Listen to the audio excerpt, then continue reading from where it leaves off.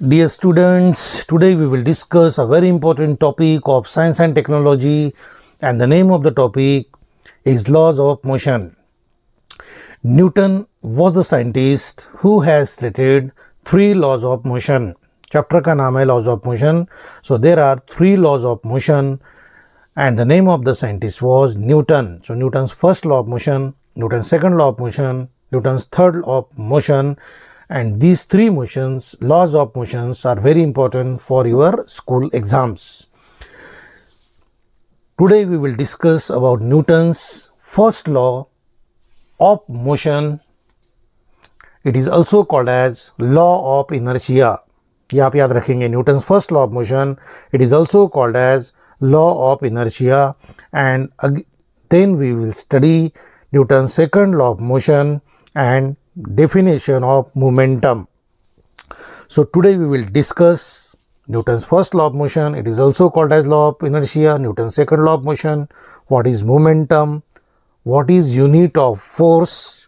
So this we will discuss in today's lecture. Now, Newton's laws of motion.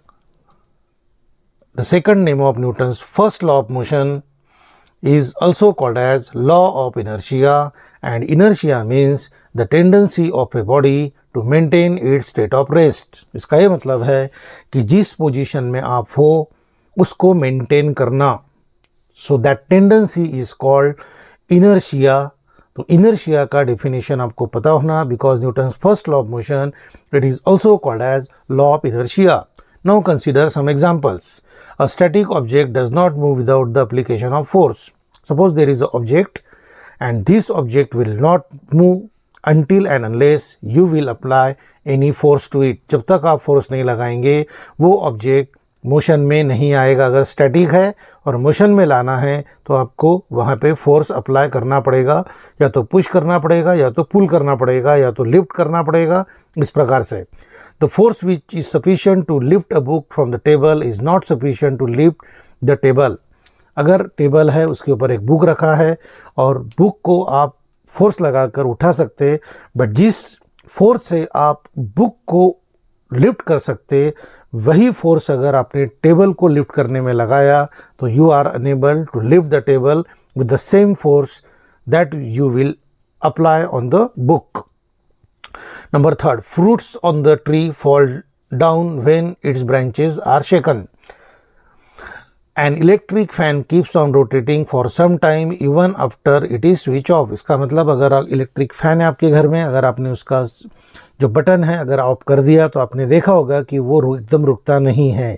Button बंद करने के बाद भी कुछ देर तक वो घूमते रहता है. इसका ये मतलब है कि जिस पोजीशन में वो है, अगर मोशन में है तो मोशन में रहने की कोशिश करता है, अगर वो रेस्ट के पोजीशन में है तो रेस्ट में रहने की वो कोशिश करता है. This tendency of body is called inertia. और जितने भी एग्जाम्पल इनर्शिया के हैं they are all examples of Newton's first law of motion, and therefore Newton's first law of motion it is also called as law of inertia. तो ये आपको याद रखना है, व्हाट इज इनर्शिया. अब हम देखेंगे न्यूटन्स लॉज ऑफ मोशन में हमने देखा लॉ ऑफ इनर्शिया.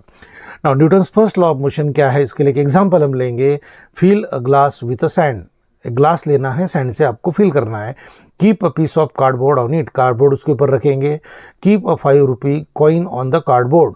ग्लास लेना है, सैंड से भरना है, उसके ऊपर कार्डबोर्ड रखना है, उसके ऊपर कॉइन रखना है. Now strike the cardboard hard using your fingers. आप क्या करेंगे, कार्डबोर्ड को आप स्ट्राइक करेंगे तो आपको ऐसे ऑब्जर्व होगा जो कॉइन है वो कार्डबोर्ड के ऊपर रखा है, तो कॉइन जो है वो कार्डबोर्ड के साथ जाना चाहिए, मूव होना चाहिए, बट ऐसा होता नहीं है. जो कॉइन है it will fall in the glass. इसका ये मतलब है कि वो जिस पोजीशन में है वो इसी पोजीशन में रहने की कोशिश करता है और इसीलिए वो ग्लास में गिर जाता है, but it does not move with the cardboard. So coin will fall in the glass, does not move, called inertia. This is called inertia. इस टेंडेंसी को inertia बोलते हैं. Again one example of inertia.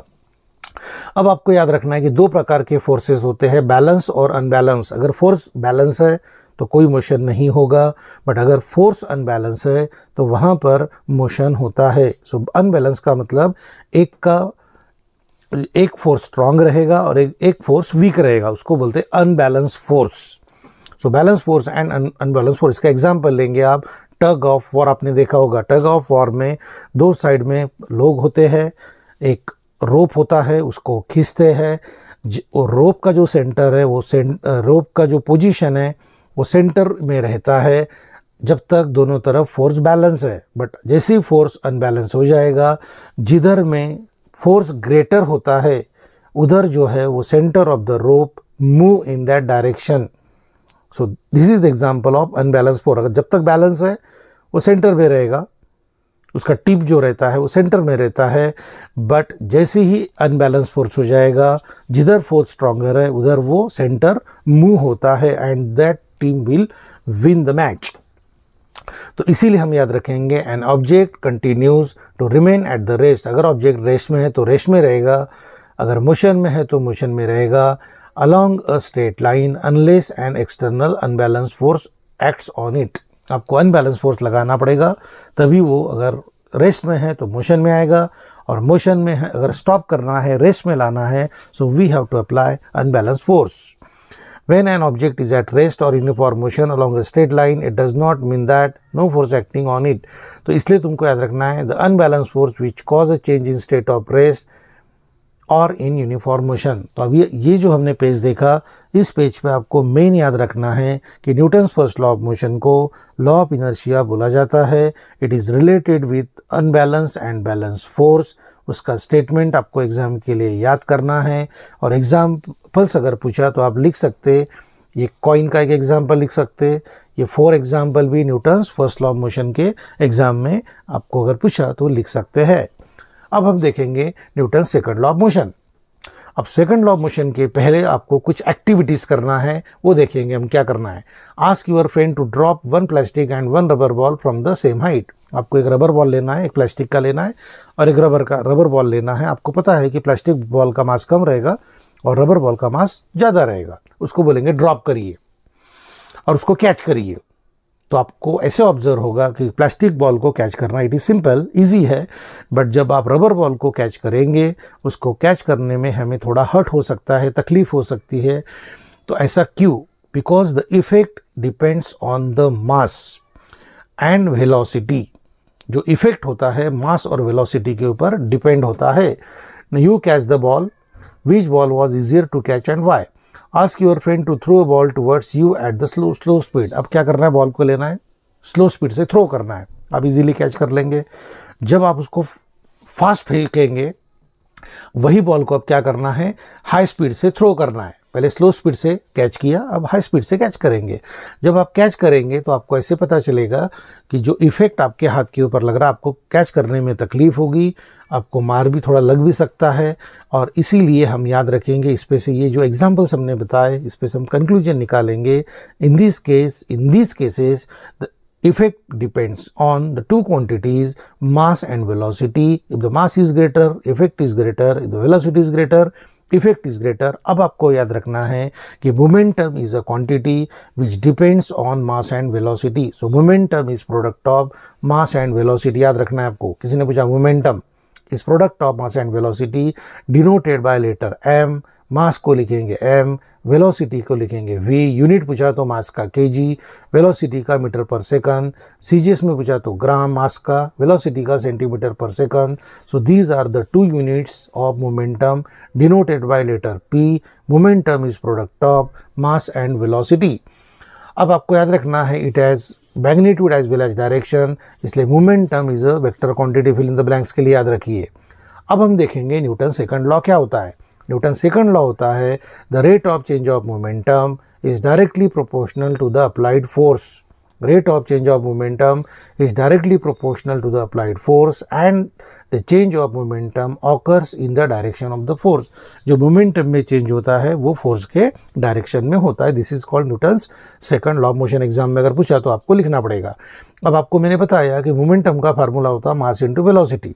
Suppose करेंगे initial momentum object है, 2 object लेंगे हम, एक का मास दोनों का, इनिशियल मोमेंटम ऑब्जेक्ट mv लेंगे, उसका फाइनल मोमेंटम लेंगे mv, u का मतलब होता है इनिशियल वेलोसिटी, v का मतलब होता है final velocity. Suppose an object of mass m has initial velocity u, when a force is applied in the direction of its velocity for a time, its velocity become v। एक object लेना है, उसका initial velocity u है, उसके ऊपर force लगाएंगे, उसका final velocity v रहेगा।